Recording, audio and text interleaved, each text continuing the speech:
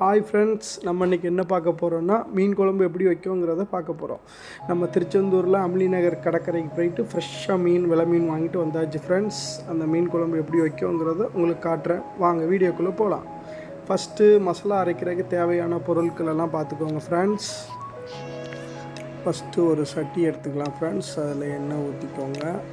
அப்புறம் வெந்தயம், சீரகம், மிளகு, வெங்காயம், வத்தல், தக்காளி நல்லா போட்டு வதக்கிக்கோங்க ஃப்ரெண்ட்ஸ். நல்லா வசுக்குன்னு நல்லா வதக்கிக்கோங்க. அப்புறம் தேவையான அளவு தேங்காய் ஊற்றி விட்டுக்கோங்க. அப்புறம் அதை நல்லா ஒரு ஜாரில் போட்டு அரைச்சி வச்சுக்கோங்க ஃப்ரெண்ட்ஸ் சைடில். அப்புறம் நம்ம மீன் குழம்புக்கு என்னெல்லாம் தேவைங்கிறத பார்த்துக்கோங்க. நம்ம வீடியோ பிடிச்சிருந்தா ஒரு லைக் அண்ட் சப்ஸ்கிரைப் பண்ணிடுங்க ஃப்ரெண்ட்ஸ். கிண்ணத்தில் புளி கரைச்சி வச்சுக்கோங்க. சரிங்களா ஃப்ரெண்ட்ஸ்? இப்போ நம்ம எப்படி மீன் குழம்பு செய்யலான்னு பார்க்கலாம் வாங்க. அடுப்பில் மண் சட்டியை வச்சுக்கோங்க ஃப்ரெண்ட்ஸ். மண் சட்டியில் எண்ணெய் ஊற்றிக்கோங்க. கோல்டு வின்னர் எண்ணெய் நாங்கள் யூஸ் பண்ணுறோம். தேவையான அளவு எண்ணெய் ஊற்றிக்கோங்க. அப்புறம் வெந்தயம், கடுகு போட்டு கொஞ்சம் நல்லா வதக்கிக்கோங்க. அது நல்லா பொரிஞ்சு வந்ததுக்கப்புறம் பூண்டு ஆட் பண்ணிக்கோங்க ஃப்ரெண்ட்ஸ். அதுக்கப்புறம் கருவேப்பிலை போட்டுக்கோங்க. கருவேப்பிலை போட்டு நல்லா அது கொதிக்க விட்டுக்கோங்க. பச்சை மிளகாய் ஆட் பண்ணிக்கோங்க. பச்சை மிளகாய் ஆட் பண்ணி நல்லா வதக்கிக்கோங்க.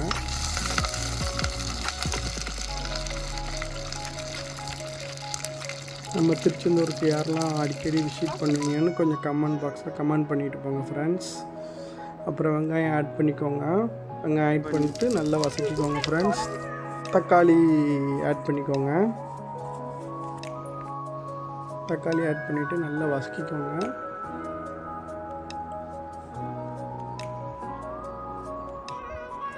நல்லா அதோட நிறம் மாறுற அளவுக்கு நல்லா வதக்கிக்கோங்க ஃப்ரெண்ட்ஸ். நம்ம திருச்செந்தூர் யாருக்கெல்லாம் பிடிக்குமோ ஒரு லைக் போட்டு போங்க ஃப்ரெண்ட்ஸ். நல்லா வதங்கினதுக்கப்புறம் நமக்கு தேவையான மசாலாவை ஆட் பண்ணணும். ஃபஸ்ட்டு நம்ம குழம்பு மசாலா, மீன் குழம்பு மசாலாவை ஆட் பண்ணிக்கலாம் ஃப்ரெண்ட்ஸ். மீன் குழம்பு மசாலா ஆட் பண்ணதுக்கப்புறம் நம்ம அரைச்சி வச்சுருந்த பேஸ்ட்டை உள்ளே ஆட் பண்ணிக்கலாம் ஃப்ரெண்ட்ஸ்.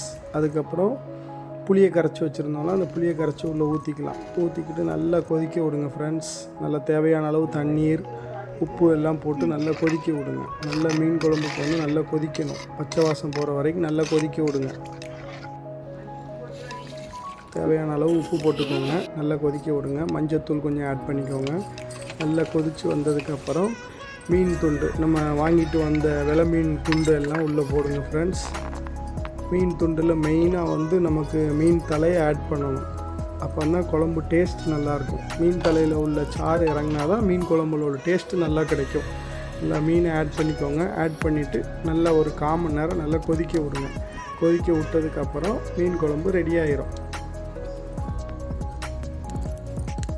ஃபைனலாக நம்ம வந்து மீன் குழம்புக்கு வந்து தாளித்து ஊற்ற வேண்டியது இருக்கும் ஃப்ரெண்ட்ஸ். நல்லா மீனை போட்டதுக்கப்புறம் நல்லா கிளறி விட்டு அதை மூடி வச்சிடணும் ஃப்ரெண்ட்ஸ் கொஞ்சம் நேரத்துக்கு. அதுக்கப்புறம் ஒரு பேன் எடுத்து அதில் எண்ணெய் ஊற்றிக்கோங்க.